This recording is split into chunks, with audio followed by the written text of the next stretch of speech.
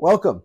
My name is Dr. Brian Prieto from Prieto Chiropractic and Spinal Decompression Center in Yorba Linda, California, in North Orange County. Today's topic is, can you see a bulging disc on an x-ray? Well, the reason why I have this topic is quite frequently when patients are coming in for a spinal decompression consultation, they bring in an x-ray and they say, my doctor says I have a bulging disc. Well, when you look at an x-ray, you cannot determine if a patient has a bulging disc.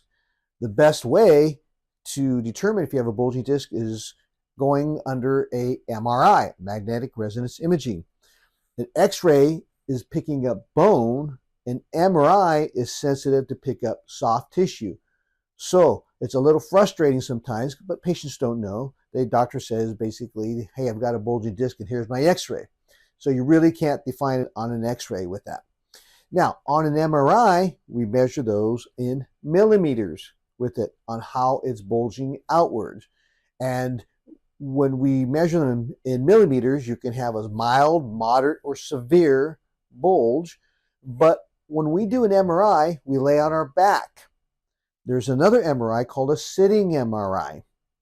And a sitting MRI basically shows the true component of compression if there's a compression going on. And that's why you have sitting MRIs. There are not too many around. They're more expensive to make. But diagnostically, I would prefer a sitting MRI versus a supine MRI. This is the reason why I bring this up. Years ago, I've had cases where, well, I still have cases, but years ago when I first discovered this, is when I had a patient who had symptoms like way up here, but their MRI findings were way down here. It didn't really match.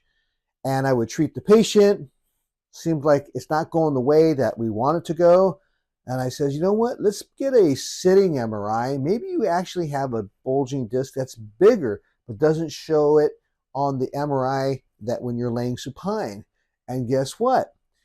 Doing a sitting MRI, the bulging disc was like 30 to 70% bigger than what it was on the supine MRI.